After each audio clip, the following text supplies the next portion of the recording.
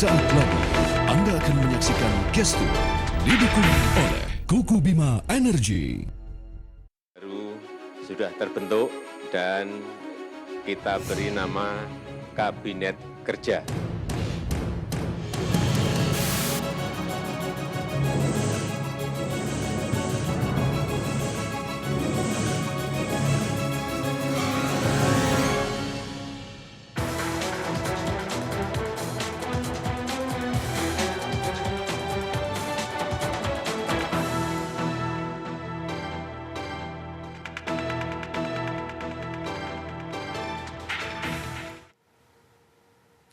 Halo, selamat malam pemirsa, apa kabar Anda?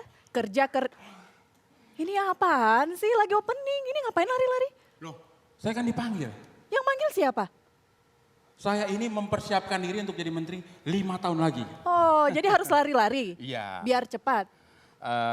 Persiapan lari dari rumah ke sini. Oh, siap. Ini selain lari-lari, ngelihat kostumnya udah hebat nih, hitam putih. Ini mirip seperti para menteri kemarin yang baru dilantik itu loh. Bukan. Ini kostum Kami apa ini ini? bertiga lagi PKL di TV One.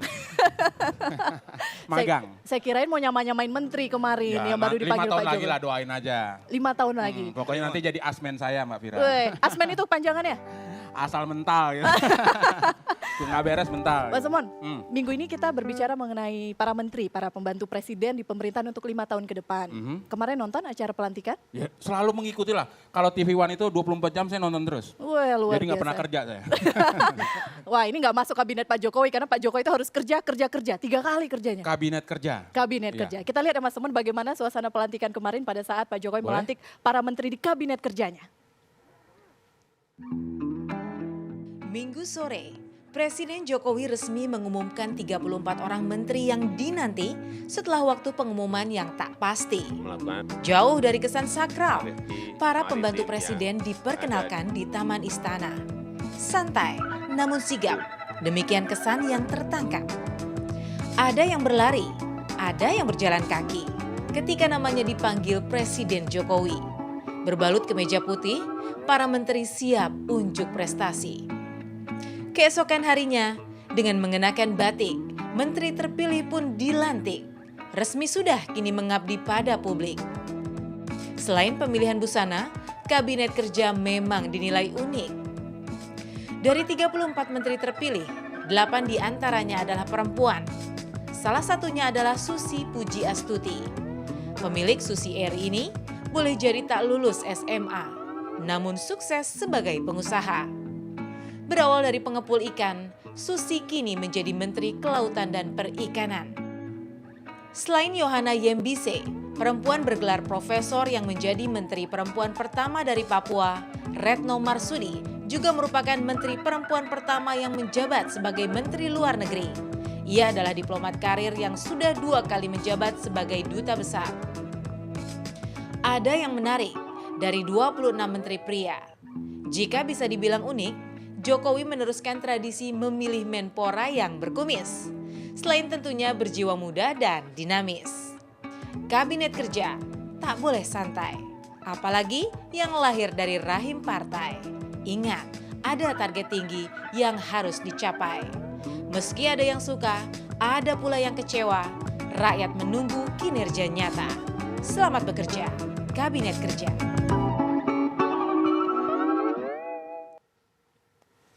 Adu lari Kabinet Jokowi bersama saya sudah ada malam hari ini Prof. Karim Suryadi, pakar komunikasi politik, kemudian Mbak Popi, pengamat perilaku. Kita akan mengulas mendalam bagaimana gaya para menteri di Kabinet Kerja Jokowi JK. Tapi sebelumnya, teman saya di sebelah sana sudah ada lagu katanya. Silakan teman. Siap. 3, 4.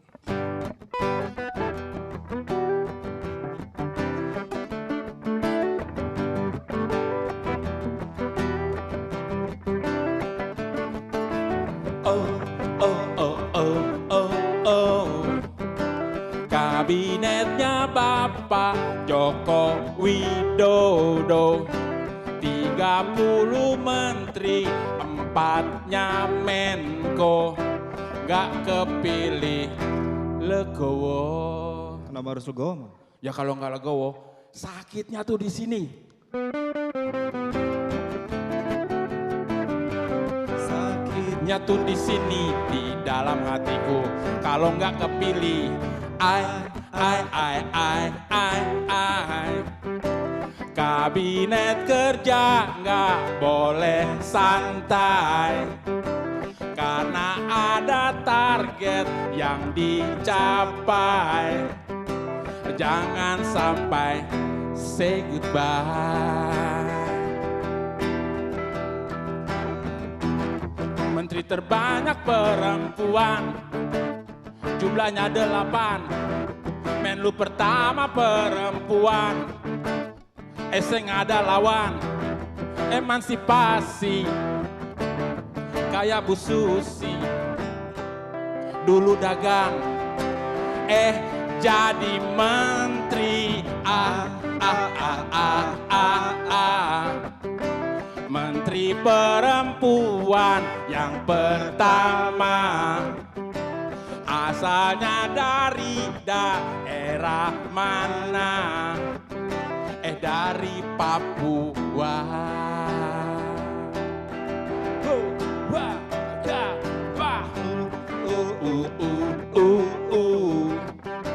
Banyak profesional yang bermutu, tapi ada juga yang di situ nggak lulus SMU. Terima kasih. Sama-sama. Wah, kreatif. Nah, kreativitas itu juga banyak yang dilihat masyarakat kita ketika pelantikan para menteri di Kabinet Kerja Jokowi JK. Mulai dari gaya berbusana yang tidak biasa, tidak lazim. Biasanya setiap pelantikan menggunakan baju resmi. Kali ini hanya menggunakan pada saat pelantikan baju batik, ketika diumumkan menggunakan kemeja putih dan celana hitam. Gaya berbeda juga ketika ditampilkan kepada publik, memperkenalkan para menterinya satu persatu. Saya akan bertanya kepada Prof. Karim terlebih dahulu. Prof, ada yang berlari, ada berjalan santai, tapi mengapa kemudian harus ditampilkan seperti itu? Apa yang disampaikan Pak Jokowi kepada masyarakat? Ya, yang pertama itu adalah atraksi simbolik untuk mengatakan bahwa kita siap bekerja. Dan dalam panggung politik, misalnya Obama gitu ya, menunjukkan kesiapannya untuk bekerja, ya berlari ketika naik ke mimbar dan menggulung bajunya. Tetapi menurut saya apapun itu adalah sebuah inovasi, sebuah pembaruan untuk membangun sebuah iklim, sebuah spirit gitu ya. Bahwa mereka di sana hanya akan dinilai dari sisi kerjanya. Kemudian yang kedua, hal menarik adalah latar belakang yang berbeda-beda. Ada yang dengan pendidikan formal yang menjulang gitu ya. Ada yang pendidikan formalnya tidak menjulang tetapi punya kehebatan dari sisi pengalaman. Nah, ini menarik gitu ya. Menarik karena sekali lagi saya katakan bahwa membaca pengalaman dalam politik itu adalah sebuah deposit politik. Deposit politik. Yang dimaksud deposit politik itu seseorang itu akan bisa menangani sebuah urusan apabila ia punya pengalaman dalam hal yang relevan dengan itu. Tidak harus ya, tidak harus misalnya dia asisten menteri dulu, tidak. Bisa saja ia menangani, contoh begini, seorang Menpora bisa saja dia punya pengalaman mendamaikan ya 2 klub sepak bola berseteru gitu, bisa dibawa ke sana. Jadi ada atau tidak pengalaman yang bisa ditransformasikan ke dalam urusan yang ditanganinya, itu adalah pengalaman. Tapi di sisi lain saya menarik begini gitu ya. Di sisi Susi itu kan informal suasananya ya, busananya informal, suasana informal, tapi presiden dan wakil presiden membawa ibu negaranya gitu ya, kepala pemerintahan menghadirkan ibu negaranya. Ini menurut saya nuansa baru juga di sana ada iklim kekeluargaan, bukan hanya non formal tapi ada kekeluargaan, tetapi saya melihat itulah ruhnya, itulah spiritnya. Bahwa mereka akan hadir menjadi pengurus dalam urusan-urusan yang akan didelegasikan kepada mereka. Baik, berbicara mengenai spiritnya Mbak Popi, ada yang mengatakan unik ketika masyarakat melihat ada para menteri yang berjalan dengan santai ketika dipanggil Pak Presiden. Ada yang kemudian berlari dan sedikit memberikan hormat, agak membungkuk. Apa itu artinya? Nilainya apa Mbak? Nanti kita akan berbincang di segmen kami selanjutnya. Tetap bersama kami pemirsa di Gestur.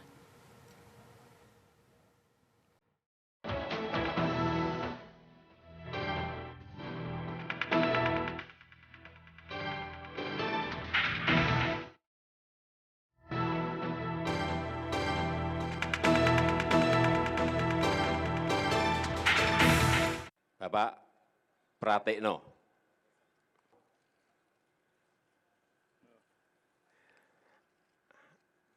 Bapak Indroyono Susilo. Lari, Pak. Bapak Ignatius Jonan. Biasanya lari, Pak Jonan. Lari, Pak. Ibu Susi Pujastuti. Bapak Tejo Edi Purjant. Bapak Cahyo Kumolo. Ibu Retno Priansari Marsudi. Bapak Yudi Krisnandi. Bapak Rahmat Gobel. Ibu Puan adalah politisi perempuan yang kaya pengalaman. Ibu Kofifah Indar Parawangsa. Ibu Yohana Yembise. Bapak Anies Baswedan. Ini masih muda benar, muda benar. Bapak Imam Nahrawi. Saya cerdas. Itu dia tadi 34 menteri di Kabinet Kerja Jokowi JK. Tadi sebelum jeda saya sempat bertanya kepada Mbak Popi, membaca gestur para menteri kita ketika diperkenalkan kepada publik oleh Pak Presiden hari Minggu lalu, apa yang membedakan? Ada yang berlari, ada yang berjalan santai? Ya itu sebenarnya kalau pada saat manusia itu bergerak ya, pada saat manusia itu membuat sebuah perilaku, itu kan semua dalam pikiran ya, ada di dalam otaknya. Dan yang membuat manusia mengambil keputusan atas perilakunya, itu semuanya tersimpan di dalam data dirinya. Nah, kalau data dirinya adalah menganggap seseorang itu sebagai sosok yang ditakuti atau yang dihormati, maka dia akan bergerak menghormati dalam bentuk apapun, baik seperti ini, gitu loh. Kalau yang menganggap bahwa tuh, oke, kita sederajat, kita adalah profesional, maka dia nggak akan berperilaku seperti itu. Maka dia akan memilih lebih ke kanan. Anda perhatiin nggak? Jadi pada saat Pak Jokowi berdiri di tengah, kemudian di sebelahnya Pak JK, itu terbagi dua loh. Pas datang ada yang milih di kanan, ada yang milih di kiri, gitu loh. Sesuai Menko-nya kali ya, udah diatur kali. Saya ngelihatnya nggak ke situ ya, karena ada yang kenapa? Karena jantung manusia itu akan mengeluarkan resonansi. Dia akan berada di dalam lingkungan yang sama frekuensinya. Kalau dia menganggap dirinya profesional, dia akan lari ke kanan. Kalau dia angin akan ke kiri. Dan bisa kita lihat yang sebelah kiri lebih ke aturan-aturan. Coba kalau kita rewind lagi, kita perhatiin lagi, dia lebih yang ke aturan-aturan adalah di sebelah kiri. Yang sebelah kanan lebih kayak Ibu Susi, dengan penampilan yang esentrik dan lain-lain. Kemudian juga Pak Johan sebelah kanan. Perhatiin itu yang membedakannya, saya ngelihatnya seperti itu ya gambarannya. Kemudian ada yang menghormat seperti ini, itu karena memang berasal dari tentara ya, artinya dari kesatuan. Jadi pasti hormat Dari seperti militer, itu. oke. Ya, gitu loh. Dari kalangan partai politik ada beberapa saya lihat juga membungkukkan badannya memberikan penghormatan kepada Pak Presiden. Itu artinya dalam hal ini ya menghormati dalam perspektif apapun ya, artinya lebih menghormati karena itu partainya sendiri atau seperti apa gitu. Tapi dari sisi komunikasi sebenarnya tidak ada bentuk tunggal ya cara memberikan hormat gitu. Bahasa greeting yang paling universal itu kan salaman. Ya. Kalau tidak salaman juga senyum gitu ya. Perkara apakah cipika-cipiki, pelukan gitu, hormat, itu dikonstruksi oleh budaya. Sebenarnya kelaziman. Nah, ini fenomena ini sebenarnya kan budaya sosial yang dibawa ke dalam ranah politik. Apabila itu terus dipelihara, diwariskan, itu akan menjadi legacy gitu. Nah, pertanyaannya, apa makna budaya-budaya itu?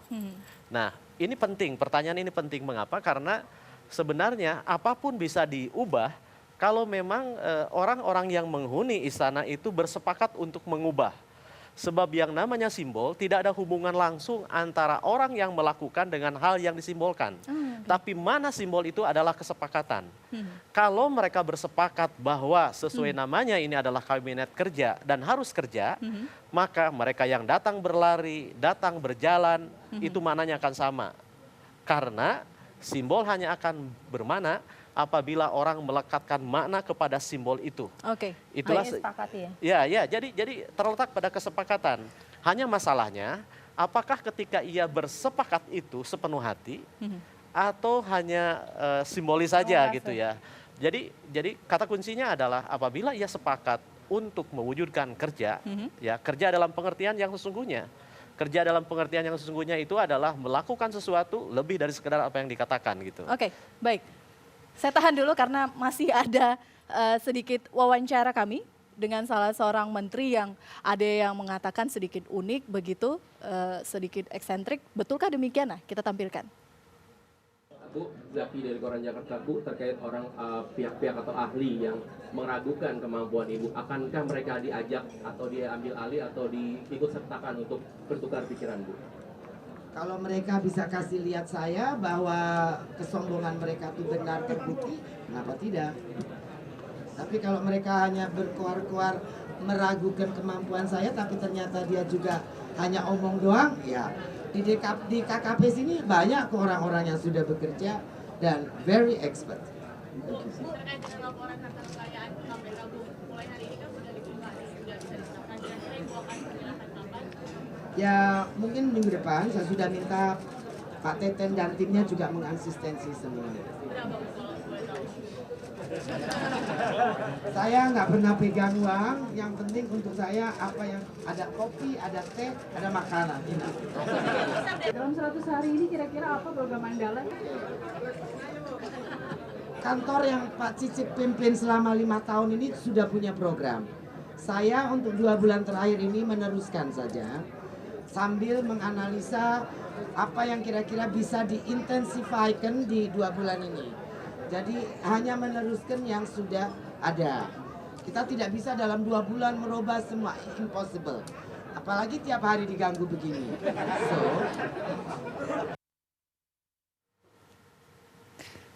Itu hal yang baru. Sebelumnya menurut saya tidak pernah melihat, mungkin Prof. Karim dan Mbak Popi juga tidak pernah melihat bagaimana gaya seorang menteri ketika ditanya. Ibu Susi salah satu dari 8 wanita di Kabinet Kerja Jokowi JK. Ramai dibicarakan, ada beberapa poin di sana, tapi melihat gaya Ibu Susi tadi pada saat serah terima jabatan, Mbak Popi silakan. Saya melihat ini sosok yang sangat easy going ya, santai gitu kan. Sampai tertawa-tawa dan gayanya juga enggak yang formal. Dan tipikal pekerja keras, tipikalnya. Kemudian kalau kita lihat dari latar belakangnya memang membentuk kondisi itu, bahwa keadaan membentuk ia harus berpikir kreatif, harus bekerja keras. Cuman yang saya ngeliat dari gambaran hampir rata-rata biografinya daripada seluruh menteri yang presiden pilih, hampir rata-rata latar belakangnya adalah seseorang yang dari nobody menjadi somebody gitu loh. Satu itu poinnya, hampir menyerupai dirinya. Kemudian juga pekerja keras. Pasti saya lihat hampir rata-rata seperti itu dan memiliki katakanlah kalau nggak pekerja keras ada keterikatan benang merah dalam hal itu. Oke. Gitu loh, baik dari partai maupun dari benang merah dari presiden itu sendiri gitu loh. Sangat cuek, itu sangat terlihat. Ya, dan tidak ada rule satu aturan ya yang jelas. Kalau untuk Bu Susi sendiri memang udah terlihat sekali sama sekali gambarannya karakternya seperti apa. Sampai datang pun tertawa-tawa dan nggak bisa yang serius. Tidak gitu. bisa terus, tidak ada rule. Dalam birokrasi kita bisa tidak itu berjalan, Prof? Sesuai tidak? Ya gini, justru tantangan pemerintahan Jokowi kan bagaimana mengubah kultur birokrasi ya. Bagian Kang Yudi lah nanti. Karena sehebat apapun presidennya, menterinya, apabila ia tidak bisa membawa korsanya, semangat kerjanya, dan menghidupkan seluruh birokrasi yang begitu luas, itu tidak akan berguna. Apalagi masih ada kepala daerah, ada gubernur, ada bupati, wali kota gitu ya. Yang latar belakang partai politiknya beda, budaya kerjanya berbeda-beda, itu tantangan real. Jadi menurut saya bukan sekedar bagaimana sang menteri punya spirit, punya semangat kerja secara pribadi, tetapi bagaimana ia membangun keseluruhan tim itu.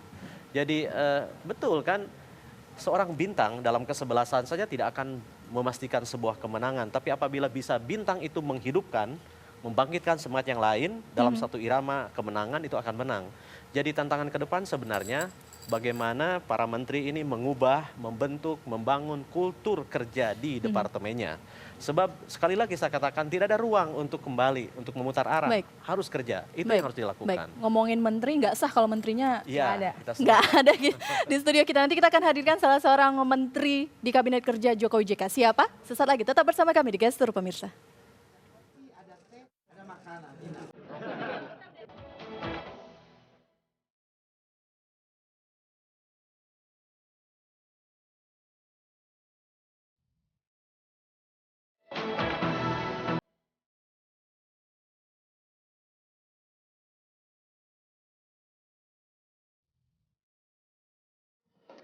Baik, tadi saya sudah berjanji akan mengundang salah satu menteri di Kabinet Kerja Pak Jokowi JK. Saya undang dulu. Pak Menteri, selamat malam. Mas Imam, apa kabar? Selamat malam. Biasanya saya, wah ini ada tepuk tangan dulu. Selamat sebelumnya. Terima kasih. Sebelumnya nyebutnya Mas Imam, sekarang boleh? Terserah, Oh, nyebutnya terserah. apa saja, asal jangan dipanggil Om. Oh, silakan. Ya. Pak Menteri, Selamat Mas. selamat sebelumnya, silakan. Ya, terima kasih sama-sama. Silakan. Ya. Nah, izin Pak Menteri, di sebelah sana nggak sabar ya dia mau nanya. Apa sih yang mau ditanyain? Bukan mau nanya, saya mau nebak. Oh, mau nebak. Tadi Silakan, kan belum silakan. diperkenalkan sebagai menteri apa. Oh iya, kelupaan. Ayo ditebak Tapi dulu saya menteri bisa apa. tahu bahwa ini pasti Menpora. Loh, Kenapa? Kok tahu? kelihatannya dari mana? Dari kumisnya. Cluenya itu kumis. Oh iya, hampir Menpora Iya. semua memiliki kumis. Kalau nggak berkumis nggak bakal jadi Menpora. Itu sebuah tanda ya. Itu ciri khas dari dulu atau karena mau jadi menteri kemudian Menumbuhkan kumis. Udah dari dulu. Sudah dari Ya. dulu? Bahkan 5 hari sebelum ada pengumuman kabinet itu istri saya bilang, saya ingin cukur kumis gitu. Terus istri saya bilang, jangan Bah, biarkan aja itu kumis itu. Semakin cakep gitu kan. Jadi kumis barokah ya Mas ya. Atau, ini ada persembahan dulu lagu dari teman saya Pak Menteri, nanti kita ngobrol lagi teman, silakan. Ya.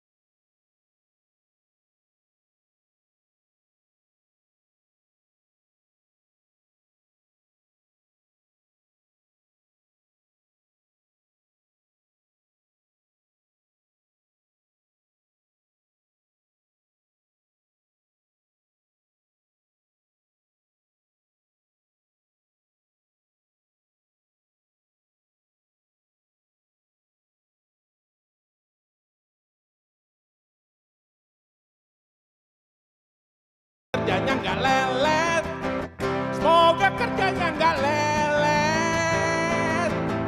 Teren, teren, teren, teren, teren, teren, teren, teren. Silakan Vira. Terima kasih teman. Bersama saya Pak Imam di sini, Menpora yang baru saja dilantik hari Senin kemarin dan PR-nya banyak Pak ya di Kementerian Pemuda dan Olahraga ya Pak ya. Saat ini apa sih yang menjadi target utama Pak? Yang pasti ketika awal kali Bapak Presiden Joko Widodo memanggil saya untuk diperkenalkan ke masyarakat, beliau minta agar ada persiapan yang sangat khusus untuk menyongsong Asian Games tahun 2018. Itu menurut saya adalah prioritas yang sedang kami rencanakan untuk sukses Asian Games itu. Kemudian yang kedua, kita juga kebetulan tanggal 27 kami dilantik, kemudian 28 itu bersamaan dengan Hari Sumpah Pemuda. Sehingga saya tidak ada kesempatan lagi untuk duduk, berdiam, dan akhirnya kita harus datang ke Yogyakarta untuk memperingati Hari Sumpah Pemuda di sana. Yang kita dahului terlebih dahulu ke makam seorang pemimpin sidang Kongres Pemuda pertama di Jakarta waktu itu, Pak Sugondo, yang berdekatan dengan makamnya Ki Hajar Dewantoro di Taman Siswa itu. Jadi Pak itu. Menteri ini termasuk salah satu yang termuda begitu, kelahiran 73, termasuk paling muda di kabinet, ketika banyak harapan di sana yang diberikan kepada sosok menteri baru ini. Tapi ada juga suara-suara yang mengatakan Anda ini orang baru di dunia olahraga kita. Apa respon Anda saat itu? Ya, saya bersyukur bila mana ada kritik, ada saran, bahkan ada kekhawatiran dari sebagian besar mungkin. Tapi bagi saya itu adalah satu evaluasi agar tugas yang kami emban ini betul-betul melibatkan banyak orang untuk kemudian ada harapan besar, ada gerakan besar juga sehingga prestasi sepak bola kita, prestasi olahraga kita, prestasi pemuda kita ini semakin hari semakin membaik, sehingga ada kecintaan yang lebih besar lagi kepada bangsa ini. Di sana di ujung memperhatikan dari tadi Pak Menteri. Silakan komentarnya dulu. Tadi saya sengaja menyebutkan Pak Menteri ini menjadi salah satu menteri yang termuda di kabinet kerja Pak Jokowi JK. Itu yang penting. Orang muda yang menangani pemuda gitu ya. Apalagi dengan latar belakang Nahdlatul Ulama dengan spirit kemudaan yang sangat kuat. Saya lama ya mengamati dan meneliti PKB, Nahdlatul Ulama, kepemudaan. Kalau sekarang misalnya Presiden Jokowi mengangkat revolusi mental, segmen yang paling penting menurut saya dibangun adalah pemuda. Mengapa? Karena dalam kultur budaya tubuh yang dominan, karakter mental itu sering terlupakan. Lebih-lebih menyangkut nasionalisme. Dan saya punya catatan, saya ingin bacakan sedikit saja. Ini legacy dari para ulama gitu ya. Bahwa wahai bangsaku, cinta tanah air itu bagian dari iman. Cintailah tanah air ini wahai bangsaku, jangan kalian menjadi orang terjajah. Salewat, wahai bangsaku yang berpikir jernih dan halus perasaan. Kobarkan semangat, jangan jadi pembosan. Itu nadom sebelum Indonesia Raya dilahirkan. Nadom di kalangan pesantren Nahdlatul Wathon artinya apa? Nahdlatul Ulama, kemudian cinta tanah air menjadi mentalitas utama yang ditanamkan kepada para pemuda sehingga mereka tidak mau dijajah. Jadi menurut saya kesadaran terpenting yang harus dibangun adalah bagaimana membangun pemuda yang sadar diri dan bisa membedakan mana tantangan yang benar-benar tantangan dan mana tantangan palsu. Dan cocoklah ditangani oleh pemuda kelahiran 73 gitu. Selamat Mas. Dan mau bekerja. Iya. Gaya Pak Menteri ini sedikit santai begitu, datang dengan, mohon maaf mungkin kamera bisa memperlihatkan lengan baju tergulung. Tadi kegiatan apa Pak sebelumnya Pak? Ya, seharian tadi baru tiba dari Yogyakarta, mestinya pesawat jam 7 tapi delay sampai jam 10:04. Sampai di rumah, saya nengok anak saya yang kebetulan hari ini ulang tahun, anak saya yang pertama dan yang kedua. Sama-sama ulang tahun pada tanggal yang sama, meskipun beda tahun. Ya, tadi saya sempatkan mencium anak saya, sekaligus mendoakan semoga menjadi anak yang soleh dan bermanfaat. Setelah itu jam 1, saya kembali ke kantor untuk melakukan serah terima. Sertijab bersama ya Pak? Sertijab bersama Pak Roy Suryo. Sama juga berkumis. Ya, tapi beda tebal itu. Ciri khasnya seperti itu.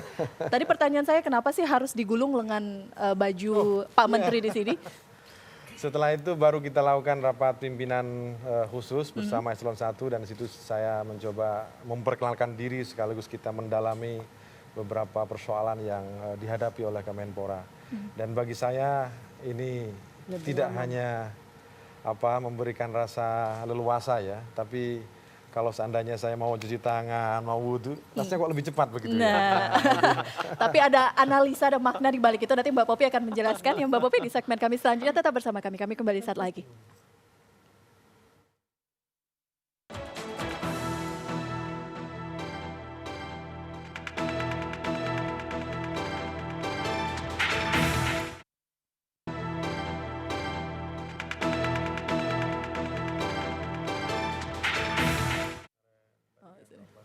Baik, kita lanjutkan gestur malam hari ini. Saya tadi bertanya pada Mbak Popi, apa makna di balik lengan baju yang digulung ini? Bukan hal yang biasa, tapi ada makna tersendiri, Mbak. Ya, maknanya pekerja akan siap untuk melakukan pekerjaan. Lebih tepatnya seperti itu. Tapi saya melihat ini sebagai branding baru ya. Artinya sebagai sebuah mode baru nih yang mungkin akan dipersepsikan apabila mau bekerja, lengannya digulung. Karena tadi kan seperti disampaikan oleh Profesor, sing-singkan lengan baju. Mengingat pemuda, berkata sama pemuda. Dan Indonesia memang butuhkan pemuda lebih banyak lagi. Karena seperti kalimat dari Bung Karno kan, berikan saya 10 pemuda, saya akan guncang dunia. Nah, pemuda di sini dibutuhkan kenapa? Karena dinamis.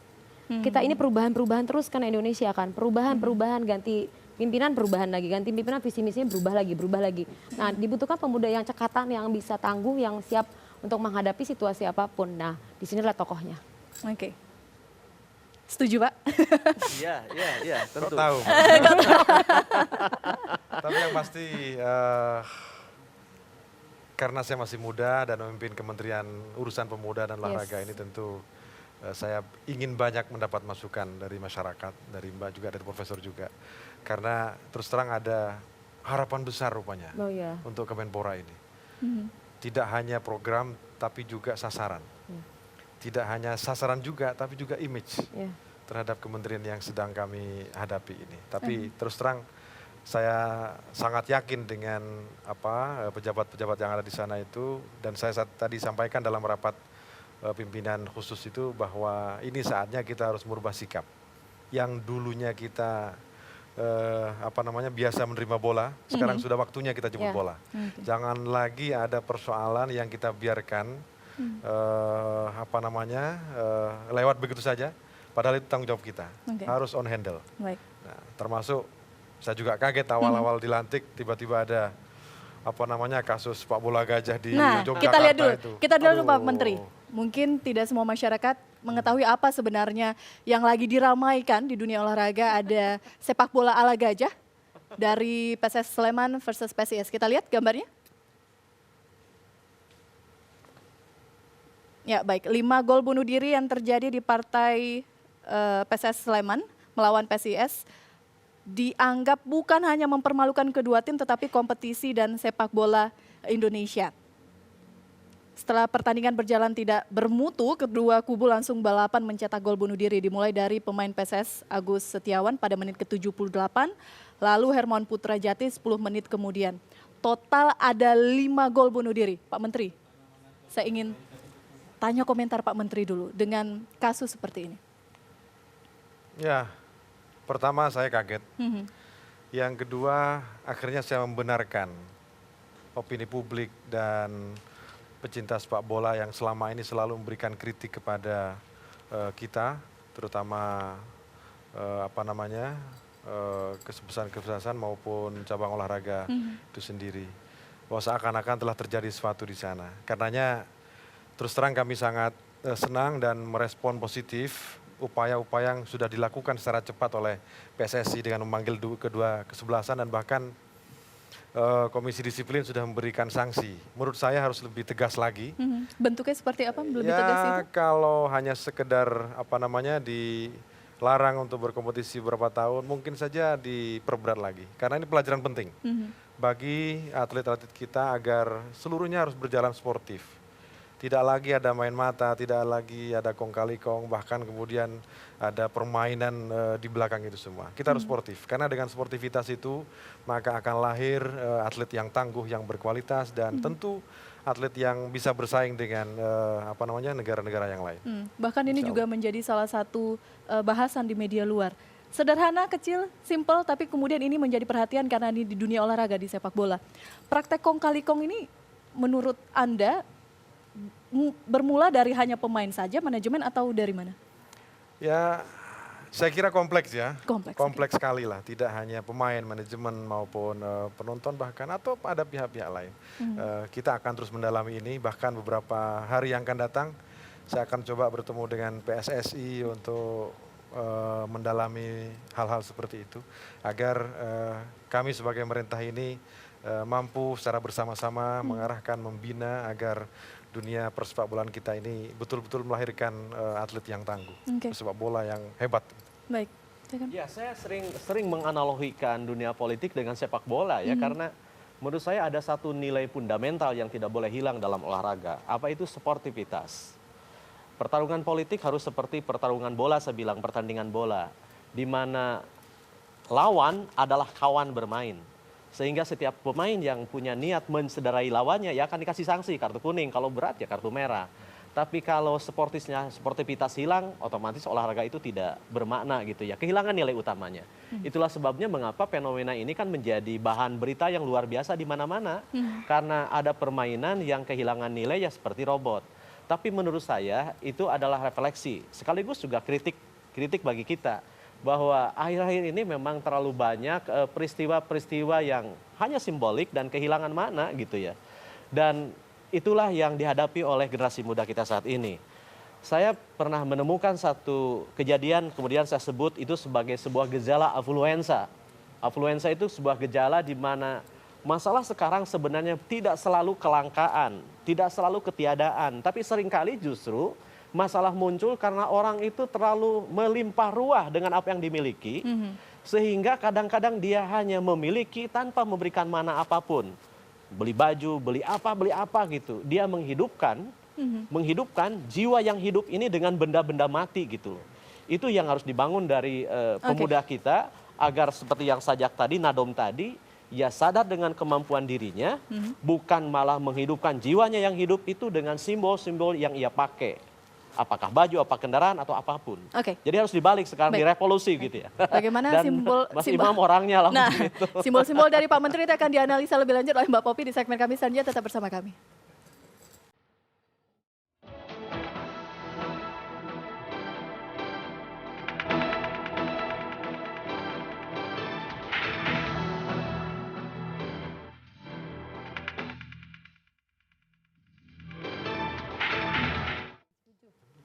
Baik, kita lanjutkan gestur malam hari ini. Saya ke Mbak Popi deh. Ini full Mbak Popi dulu sekarang. Melihat Pak Menteri tadi sudah berbicara, berdiskusi banyak hal begitu, termasuk juga target-target ke depan dari Kementerian Pemuda dan Olahraga. Apa yang bisa dibaca dari sosok Pak Imam ini? Ketulusan, lebih tepatnya. Kemudian kerja keras. Kemudian juga energik ya. Dari gambarannya, dari kalimat-kalimatnya, dari analisa-analisanya. Beliau juga sangat cerdas. Di atas rata-rata kemampuannya. Artinya kita bisa berbangga mendapatkan Menteri Pemuda dan Olahraga seperti ini. Wah, luar biasa. Kalau kumisnya? Mohon maaf nih itu, Pak Menteri. Itu kita nggak mungkin analisa ya. Kalau saya nggak perlu. Karena kalau kumis itu kan sebagai ya pemanis itu sendiri ya. Saya nggak bilang secara fisikly seperti itu. Cuman tapi nggak perlu dicukur, Pak. Nggak perlu dicukur. Nah, itu pertanyaan saya selanjutnya. Ketika berkumis dan tidak berkumis, apakah itu kemudian mengubah pesan yang disampaikan sosok seseorang? Kalau biasa ya pasti ya, karena semua hal yang ada di tubuh itu kan ada artinya. Semua gerakan tubuh ada artinya. Semua baju yang dikenakan, simbol dan lain-lain itu ada artinya. Kalau misalnya kumis itu direpresentatifkan sebagai seseorang yang lebih matang dalam hal ini, ya mungkin itu bisa digambarkan. Artinya tadi khawatir merasa usia muda karena akan menjadi leader. Kayaknya udah waktunya pasang kumis, mungkin akan terlihat lebih wise seperti itu. Karena dibanding dibilang anak muda terus kan gitu kan. Walaupun pada akhirnya akan menjadi seorang pemimpin yang memimpin anak muda itu sendiri. Gitu. Pak Menteri? Aja, Mbak. Kalau nggak tahu nggak kita undang di sini Pak Menteri. Pak, ketika nama Anda kemudian masuk dalam bursa kabinet, saya melihat Anda, Pak Marwan dan dua tokoh lainnya diundang ke istana.